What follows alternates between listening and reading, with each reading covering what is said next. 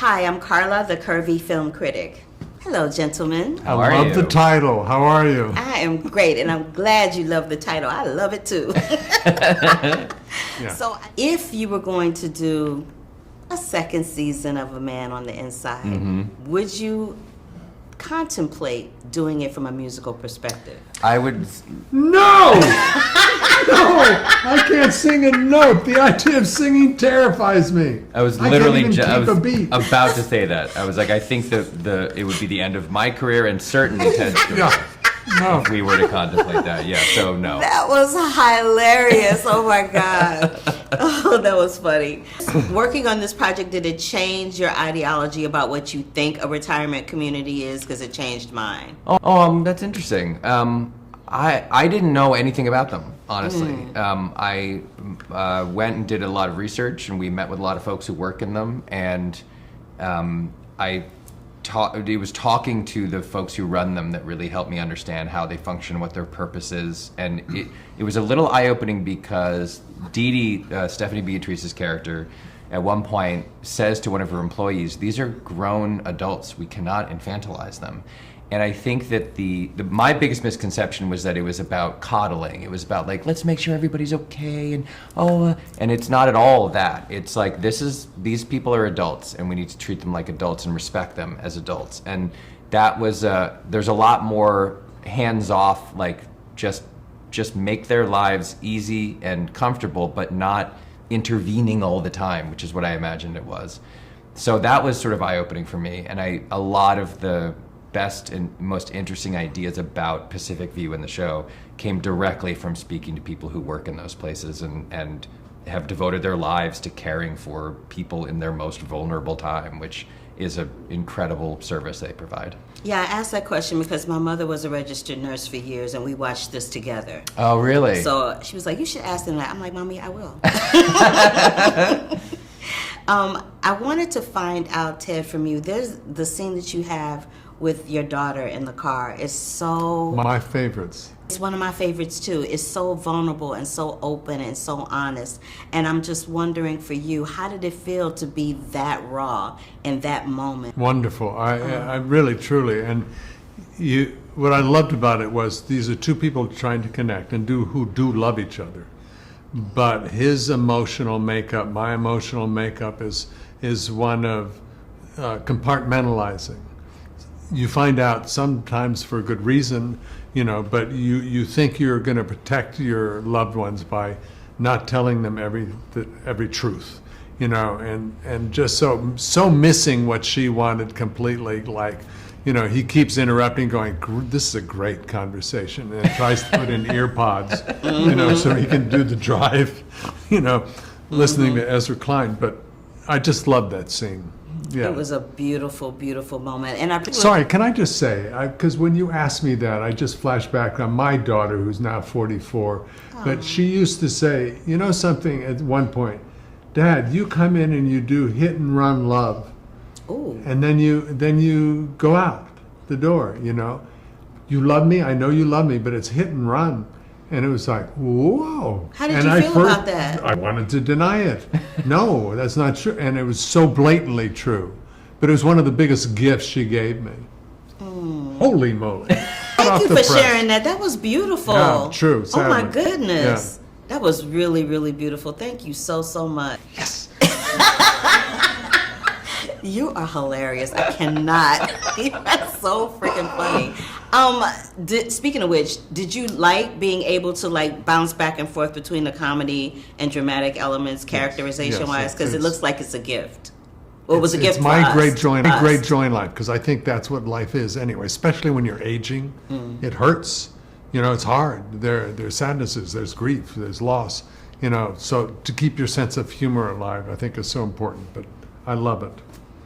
Yeah, that's what the documentary was so special in portraying, and it's what we really wanted this to be. This is a comedy show. There's going to be jokes. It's an inherently funny idea. A 76-year-old man becomes an undercover spy for the first time in his life. But the point of the documentary, which became the point of the show, is much more about human connection and about community and about keeping yourself from just shrinking into a little tiny nub of a person as you age, and instead finding joy and happiness and meaning in other people and the relationships that you have with other people.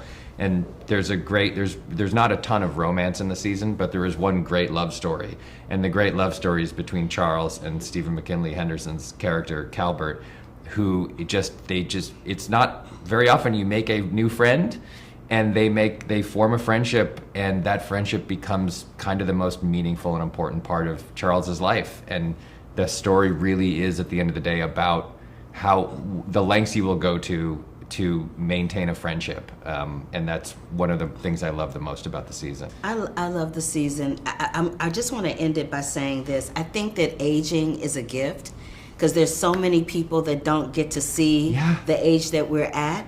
And so instead of people begrudging getting older, they should embrace it, because it's a gift. What I like to say is aging is the good outcome. Aging is the best case scenario. That part. 6 right? feet under is the other one. Yeah. Which one you gonna take? This one or that one? Given the option. And don't chicken out and take the 6 feet under. That part. Yeah. Thank you, gentlemen. This was lovely. Thank you Yeah, so well, much. Pleasure. Thank Nice you. to meet you. Nice to meet you too. Yeah. All right, let me make sure I Yeah. don't. Don't hit the mic. 'Cause I Not always- your first rodeo. Thank you. Bye. Say hello to your mother. I certainly will. Woohoo! Woohoo! All right, ladies, and all right for the woohoo. I love it. I really dug this series, mostly because I kind of like.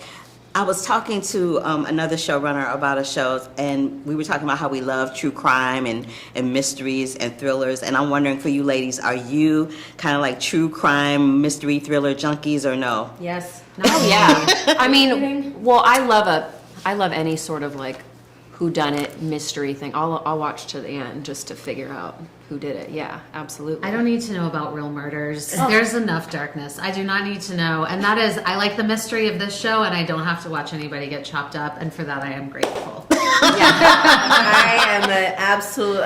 You like the chopping? I like my favorite murder. Day one listener. I love true crime and cocktails. I love Ghosted with Roz Hernan. I have a ton. You have a whole list. Look at you. I You know love them by mine. name, I too. love 'em. I love them.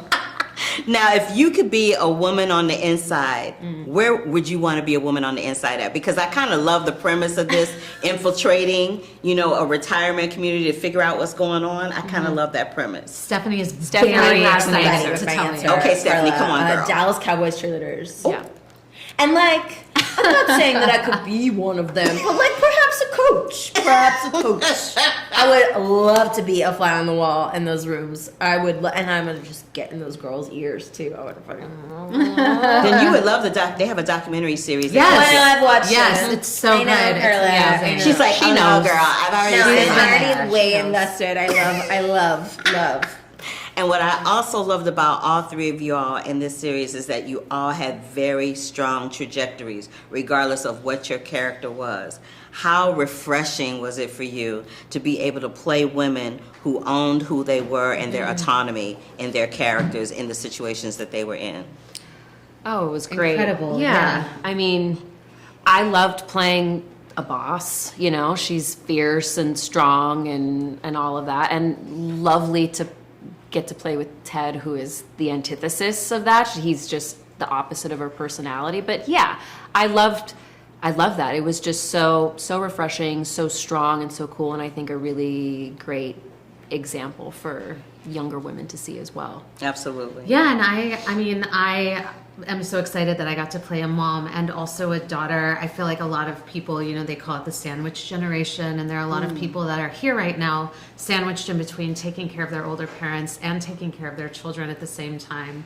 My character got to also be at work, like a working mom, and frazzled, but also super invested in the well-being of the people around her, and so it felt like a whole big full life, and that's super exciting to get to play always, and especially as a woman, to not just be like, oh honey. Exactly. Yeah. That's what I love. Yeah. Stephanie. Oh honey. Oh, honey. Why did you say that? I think something Mike Schur does really, really well in all of his work is create these really complex, interesting, funny, dynamic characters, regardless of their sex or gender. We just happen to have been women in these roles, Or but age. or in this, age, yeah. really, truly, like, and the writing staff also did an incredible job of really like giving us so much to play and be, and they really feel. I feel like when you watch the show as an audience member, you're going to see yourself. Yes. And you might identify with someone that perhaps isn't the same sex or gender that you are, but like you are going to see yourself. You're going to see your family. You're going to see your kids. You're going to see your roles. You know, like I really saw myself a lot in Mary Elizabeth's character because, like she said, in the sandwich generation, my mom is getting older. I have a 3-year-old, so like I'm stuck in the middle. I was a working mom all the time, and I just felt like. I'll be honest, I haven't even been able to finish the series because I just was like, it felt so close to me that I was like, I gotta watch the rest with my mother, you know, like, and I really hope people watch the show and see themselves, and I think that they will. I really think they will. Yeah. I saw myself, and I did watch it with my mother. We stayed up till 2 a.m. watching it. See? That's what we want. That's what we want. And that's what you got. And that is my time. Yeah. But thank you, ladies. So it was nice to wonderful meet to you. meet you and talk to you. Lovely Thank chatting you. with you. Yeah, Thank you so thanks. much. All right. Have a Bye. great day.